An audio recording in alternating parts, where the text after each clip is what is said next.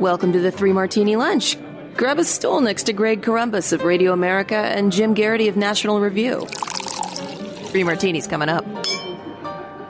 Hey, really glad you're with us for the Tuesday edition of the Three Martini Lunch. Jim Garrity is out this week. Rob Long, contributing editor at National Review Online. He's the co-founder of Ricochet, host of Martini Shot, which we talked about yesterday, and hopefully he's not going to sue us over copyright infringement of any kind.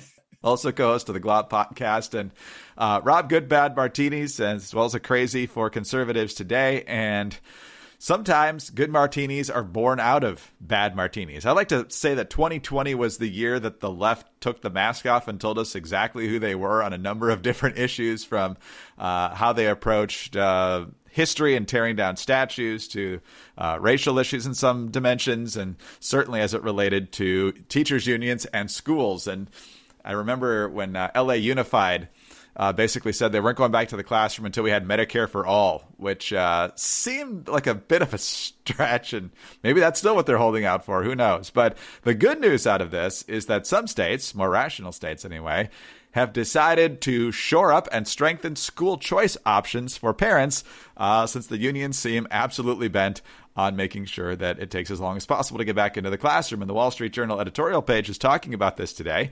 They say the pandemic has been a revelation for many Americans about union control of public schools that refuse to open. That awakening is helping to spur some welcome reform progress as several state legislatures are moving to expand school choice. One breakthrough is in West Virginia, where the legislature passed a bill creating the state's first education savings account program. Republican Governor Jim Justice signed it on Saturday. The law requires the state to set up ESAs by July of next year.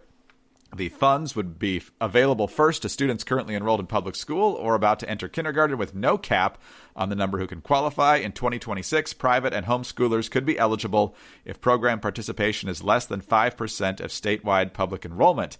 Georgia, meanwhile, they always pass those controversial laws in Georgia. We talked about it yesterday. The House passed a bill last week that would expand eligibility for the state's voucher program for special education students. The bill is headed to the governor's desk, expected to sign it.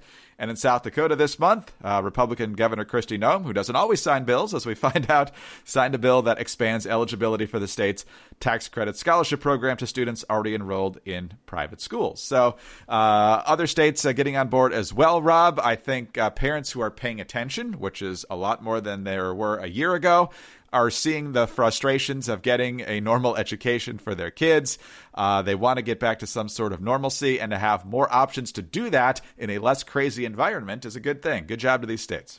Yeah, great job. Look, the thing that's held school choice back for years and years hasn't actually been its popularity. School choice polls really, really well when you ask people. What held it back is the practical part of it. Parents would go in, and they had this in California, they did this in other states, and they would have this ballot initiative, almost always a ballot initiative or some other issue in front of them, and they would say, well, look, I don't know what that's going to look like. I have worked and kind of jerry-rigged our school. I like the school I'm in, kind of. I figured it out, and now you're going to change it. And that was always what that last mile of getting people to embrace school choice on a legislative basis has always been the problem. Well, last year, something big happened, and now a lot of parents know exactly what life would be like if they have to scramble to find alternatives for their children's school. They know exactly what school choice will look like and what problem it'll solve. They've already lived through it. So it's a huge blunder on the part of the, as you said, on the part of teachers' unions. And the irony, of course, as you said, this is the year that the left took the mask off. While they made us all put a mask on, they did take their mask off. So in some way, there's metaphorical karmic justice here. But what I hope is that people will see that there's nothing scary about school choice, that it is, in fact, an incredibly powerful solution. And something conservatives already know, school choice will make public schools better. And school choice is a winner. You can just look at the results. I know it's been said many times on this podcast, but when Ron DeSantis barely won the governorship in Florida, the percentage of black women who wanted to give their kids a better option for education was a big factor in him edging out Andrew Gillum in that race. So this needs to be more of a front burner issue for conservatives anyway, and I can't think of a better set of conditions for them to push forward on this. It's not only good electoral politics, it's really good for people to have that option to get their kids a better education, because they now see what the unions are really focused on. It's a big reveal, and there's no way to go back. Can't put the toothpaste back in the tube, as they say in politics. Yeah, and hopefully, again, those options are available soon. It does take a while to get them implemented, so hopefully parents will have more options soon. And if the public schools don't get off the crazy train, they might see their numbers continue to decline. They certainly have this past year. All right. Well, if you want to get your head in the right place, and look, a lot of people with kids learning by Zoom for 6-7 hours a day has driven a lot of people to the verge of madness. But wouldn't it be great if there were a pocket-sized guide that helped you sleep, focus, act? Well, there is. And if you have 10 minutes, Headspace can change your life. Headspace is your daily dose of mindfulness in the form of guided meditations in an easy-to-use app. It's also one of the only meditation apps advancing the field of mindfulness and meditation through clinically validated research. So whatever the situation, Headspace really can help you feel better. If you're overwhelmed, Headspace has a 3-minute SOS meditation for you. If you need some help falling asleep, Headspace has wind-down sessions their members swear by. And for parents, Headspace even has morning meditations you can do with your kids. Headspace's approach to mindfulness can reduce stress, improve sleep, boost focus, and increase your overall sense of well-being. You know, meditation is one of those things that if you ask any doctor, they will tell you. It has a powerful, powerful effect on your health. It also gives, I do it every day. I do it twice a day. And it gives me more time. I don't need help falling asleep. I need help calming my brain when I have to sit down and do something. And Headspace has 4 or 5 special little, very quick meditations that you can do. And once you get into the habit, I'll tell you, it's transformative. Headspace is backed by 25 published studies on its benefits, 600,000 5-star reviews, and over 60 million downloads. Headspace makes it easy for you to build a life-changing meditation practice with mindfulness that works for you on your schedule, anytime, anywhere. So you deserve to feel happier, and Headspace is meditation made simple. Go to headspace.com/martini. That's headspace.com/martini for a free 1-month trial with access to Headspace's full library of meditations for every situation. It's the best deal they're offering right now, so go to headspace.com/martini today. All right, Rob, let's talk about New York politics again, because we've got Andrew Cuomo. The guy is racking up scandals at a dizzying pace here, and maybe that's his secret to staying in office, is you can't keep track of and stay focused on one. You've got the nursing home scandal where people think up to maybe 15,000 people have died in nursing homes, and a significant number of those due to the fact that he forced them to take in COVID-positive patients and not test them. Then, of course, you've got the sexual harassment accusers. We just got another one. This one says he forced a kiss on her upstate at some point. I think it was in 2017. And now we've got the scandal of him demanding preferential treatment for those close to him. I think this is in the earlier days of the pandemic.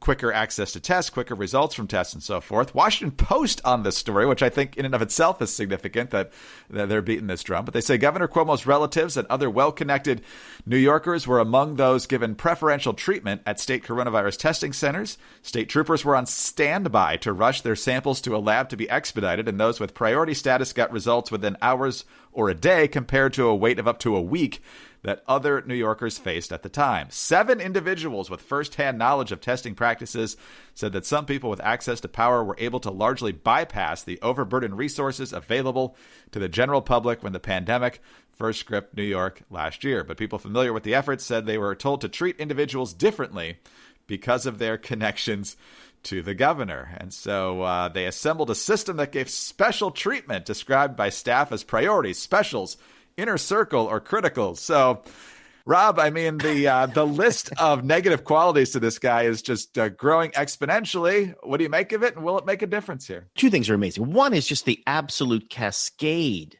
of scandals that have erupted since the inauguration of Joseph Biden. I mean, yes. that is a timing that is curious. This guy went from hero to villain so quickly.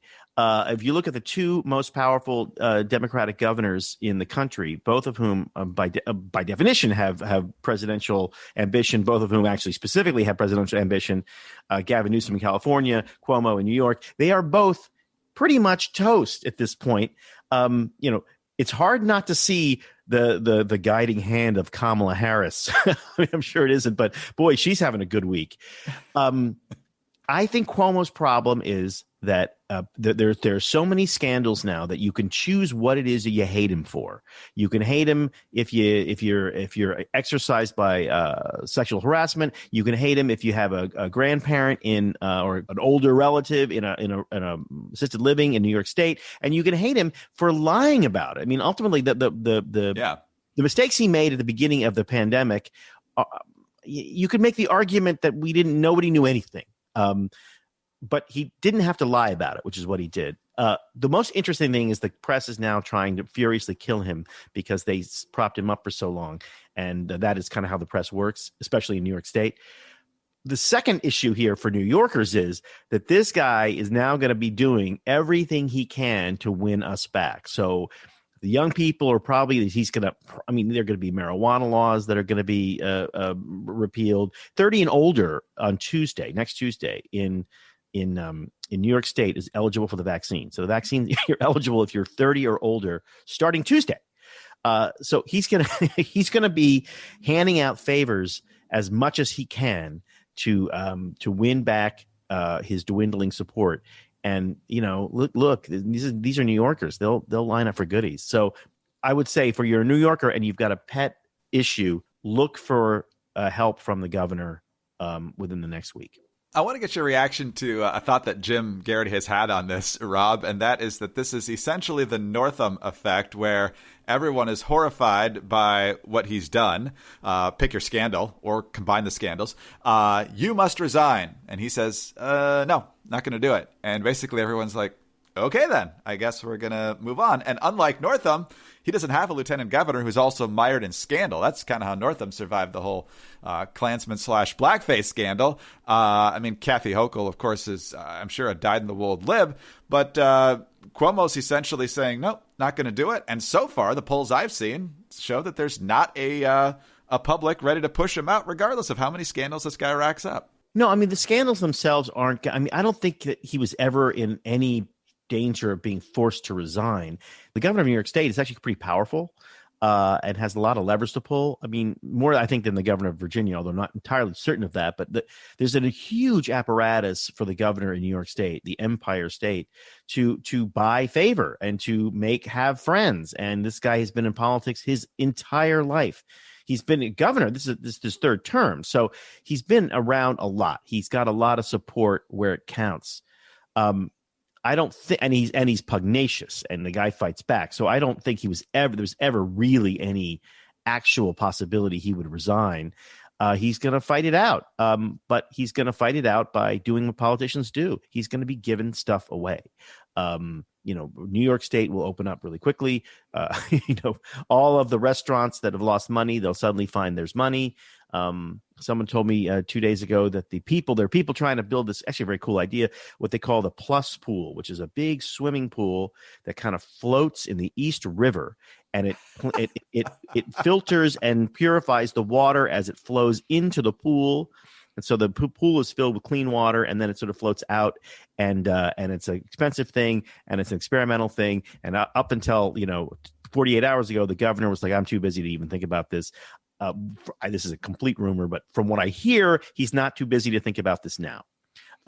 So there's lots of Governor Cuomo projects coming as he attempts to buy back the affection of the state. I don't think it's going to work, but I don't think he's going to leave. He's just not going to stand for re-election. He's going to be replaced at the ballot, not by fiat.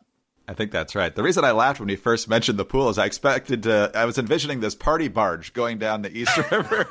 Apparently it's not that. Believe me, if someone proposed that to Governor Cuomo, he would probably say yes at this point. The Governor Cuomo party barge. How could you hate a governor that brought you a party barge? Excellent question on this. So is the quote unquote impeachment investigation in the state legislature a real one? Oh, I think it's real, but I think it's a bargaining chip. I don't think anybody really wants the night of 1,000 knives that'll come if Cuomo leaves. I think what they want is the leverage over him for X or Y or Z.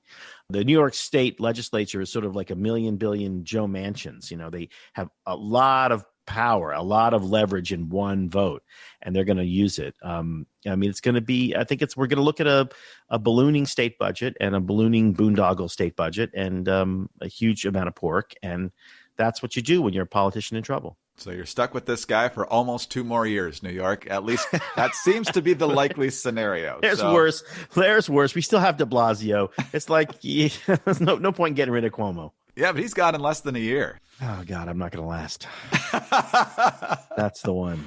We'll see who wins that race. But hey, as long as you got to wait 2 years for a new governor, probably, you might as well do it in comfort. And MyPillow's a good way to do that. But it's not just laying on your pillow and being comfortable. MyPillow also has given the same attention that they've given their pillows to their towels. And right now, 3 Martini Lunch listeners can get 2 of the 6-piece towel sets for one low price and free shipping. MyPillow towels have proprietary technology that makes the towels highly absorbent. They're soft to the touch without that lotiony feel. I know exactly what they mean.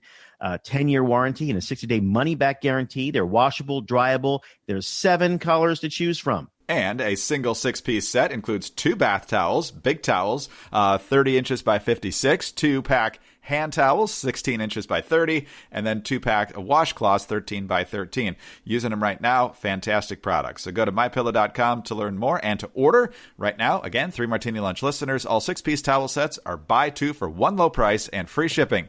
Use the promo code Martini at checkout or when you call 800-874-0104. That's MyPillow.com, code Martini, or call 800-874-0104 for 2 6-piece towel sets for one low price and free shipping.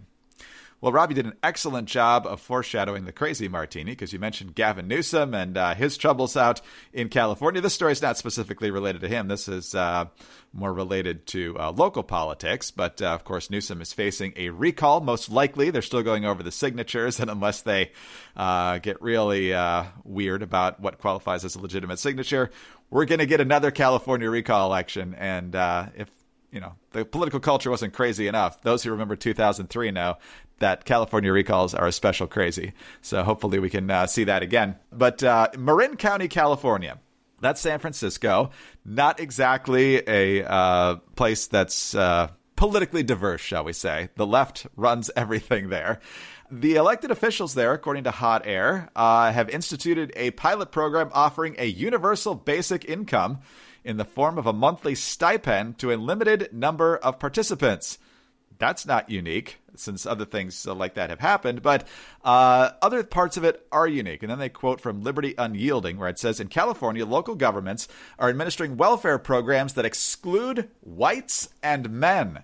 At least one of these programs violates the Constitution by discriminating based on race and gender at taxpayer expense. They claim local governments can't use tax dollars to finance racially discriminatory programs by private entities, and they cite a couple different Supreme Court decisions for doing that. They say the Marin program doesn't just racially discriminate against whites, it totally excludes them because you can have a sliding scale under some sort of affirmative action policies as well. So, Rob, the left is constantly telling us that we're the racists, but as they implement policies time and time again, things are not always as they seem, are they? No. Well, I mean, first you have to say, all right, this is California, first of all, but it's also Marin County. So you said Marin County is like sort of lefty. That is actually a disservice to lefties. I mean, Marin County has been nutty since the beginning. I mean, it's been famously nutty. I grew up very close to there. Marin County was like, you'd say, what are you, from Marin? When some behavior was considered bizarre or hard to parse.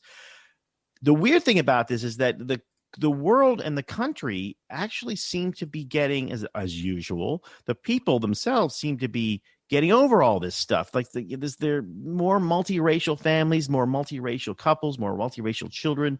So what you're going to have trouble in Marin County is you have to sort out all the race. What is white?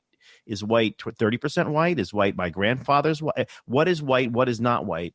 And to sort this out, they're going to have to they're going to have to consult the experts, right? Who were racist Southerners in the Deep South around the turn of the century, who codified, especially like in Louisiana, codified all the various different races and what drop you had and 2 drops and 10 drops and what an octoroon is. And this is where Marin County has found itself, right back in Louisiana in 1895. And that is, of course, irony that is dark and bitter. They will not recognize, because these people do not recognize racism when it's done for what they think are good reasons. They only recognize it when it's, and sometimes when it isn't, done by somebody else. But the ordinary people, I mean, if you're a multiracial family, right? If you're a person with one Hispanic grandparent or one Hispanic parent or whatever, you know this when you see it, that it is entirely designed, and that's what all of these programs are designed to make crackpot white progressives feel better. All of these welfare programs like this, they don't help the people they're supposed to help. They just help crackpot white progressives feel good about themselves. And that in Marin County is pretty much 80% of the population. So from the party of unity, we get all sorts of division here. At what point does this blow up in their face? Well, I mean, I hope soon. I mean, the problem is that the other side tends to sort of fall into the trap.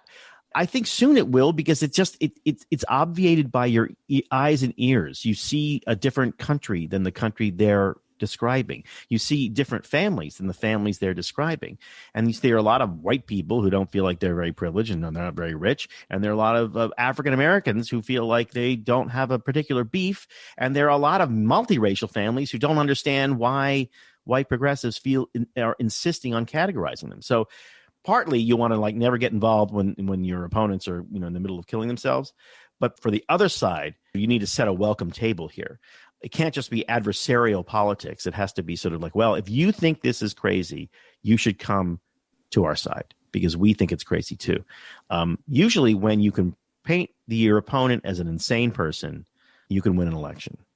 Rob, this was not part of the script, but I want to get your thoughts on this anyway. Today is one of those days that makes you say, wow, I'm kind of old. It was 40 years ago today that John Hinckley shot Ronald Reagan. And thankfully, not only for conservatives, but for America and really the world, Reagan survived and had two very successful terms as president. I was pretty young at that time. I was shooting baskets in the driveway after school, and I was not too good at it. And I made a few in a row and went to the house to tell my mom. And that's when I found out that the president had been shot. And my favorite moment in watching the coverage that day was Dan Rather, who was almost a brand new CBS News anchor. He had just taken over for a couple of weeks from Walter Cronkite.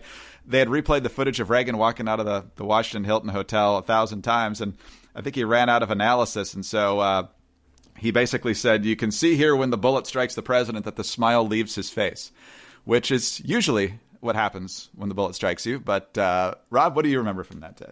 I remember a couple of things. I remember one was that the TikTok of the event, they push him into the car and he says something like, God damn it, because he thinks that the guy pushed him. He thinks that they broke his rib.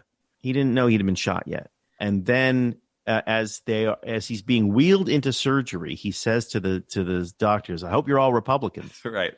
And it was a moment when a president who, it was a decisive win. In the November before, the election before, but it was not 100%. And he took office at a time when there were hostages in Iran, and there was inflation, and the economy is terrible. It was a real moment where a guy took a bad situation, talk about a bad martini getting shot in the chest, and turned it into a moment where people thought, oh man, this guy's in charge. I feel good. And I think I was in high school, maybe just in high school, but there was that, you could feel things turn. You could feel that, this is what a president does. We haven't had one of those for a while. He just kind of he's just cool. And then the other two things they did was that White House was so locked down and so incredibly disciplined. It's really hard to remember a White House like that they were prepared for it, and they had the photo ops done, and they had him in his pajamas in the bed, and they had Nancy standing next to him, and they had a stack of papers there, and the Americans saw that picture in the paper the next day of a president. He took a bullet, they fixed him up, he's back at work. And then the second thing was really interesting was that George H.W. Bush, the vice president, came to the White House because that was sort of constitutionally required, but he drove. They said, "Oh, we should chopper you in." He's like, "No. I'm just going to drive in. I'm going to walk in."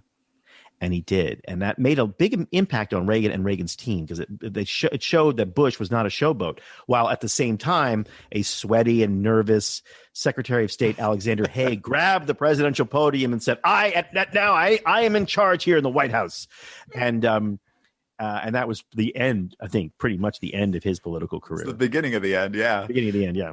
Absolutely. Yeah. Everything was well handled by the administration except for that moment. But yeah, Bush had been flying to Texas for some event, got turned around when he got the news. And yes, he could have choppered back from Andrews, but decided not to, which was very much appreciated, as you mentioned. So, yes, between I Hope You're All Republicans and Honey, I Forgot to Duck. Reagan became greatly endeared to the public. That's when you really know your role, when you're like, man, I miss Reagan so much.